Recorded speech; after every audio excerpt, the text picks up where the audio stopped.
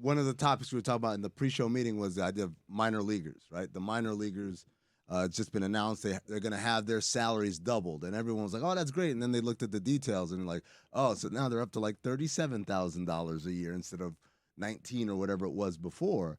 And I was like, "Yup, that's why they're minor leaguers." I saw nothing wrong with that. Those are brutal salaries. What's seen as a huge victory for minor league baseball, and it is a huge victory for minor league baseball. The top salary in AAA being $36,000 was shocking to me. It was like a roller coaster. It's like, whoa, that's a great headline. And then you see the next tweet. It's like, oh, but holy shit, they were not getting paid before. And then the tweet that doesn't exist but should, if I cared about Twitter, is that the league wanted that. And, like, that does not strengthen the union, honestly. Like, the union's power is not made stronger by adding a much bigger lower class. And then you think about it from – these are all the things that I think about when I read these stories. So, like, there's a partnership between the NFL and the XFL.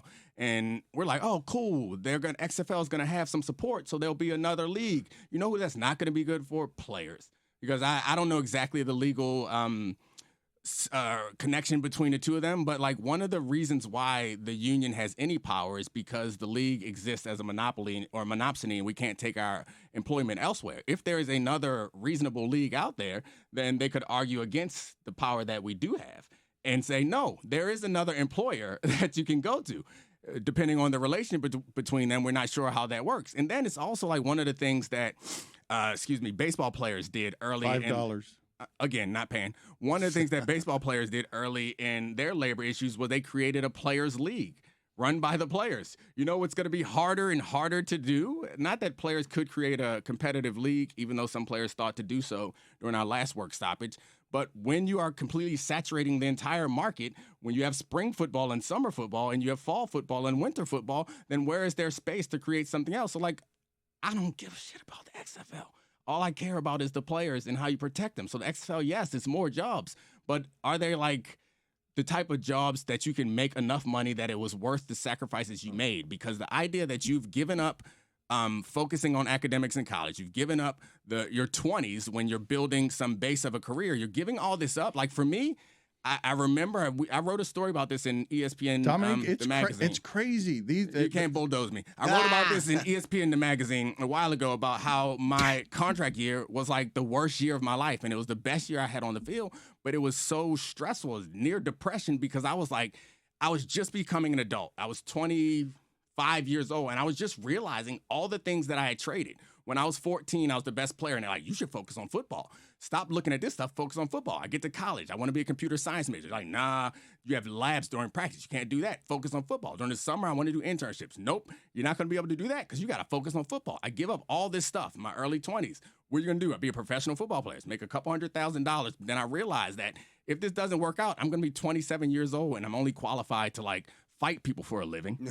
And I have nothing to, like, as a background. It's like, this sucks. You have to ball out this year, or all the decisions that you made for the first 27 years of your life were for nothing. And, like, no pressure. Yeah. And, like, I'm in I got traded on week 1 to the Falcons, who had just sent Michael Vick to jail. And I'm like, I'm at the bottom of the depth chart on a bad team in my contract year. And I'm sitting in an extended stay hotel, like, the fuck? Everybody's watching this game. Like, I wish I could be in the NFL. And I'm like, I wish I wasn't. Wow. What? Then I balled out and I got rich, so it didn't matter. I was like, I knew I made the right decisions all along. I was in Atlanta, too. Dominique, what did you think today when you walked into our meeting and you saw me at the helm? Did you think we were messing with you? That's a great question. It would have been a great It must have looked like a visual prank to him. He must have thought it was like a surprise party to walk into what was our environment with not a meeting. And now you got 3,500 people.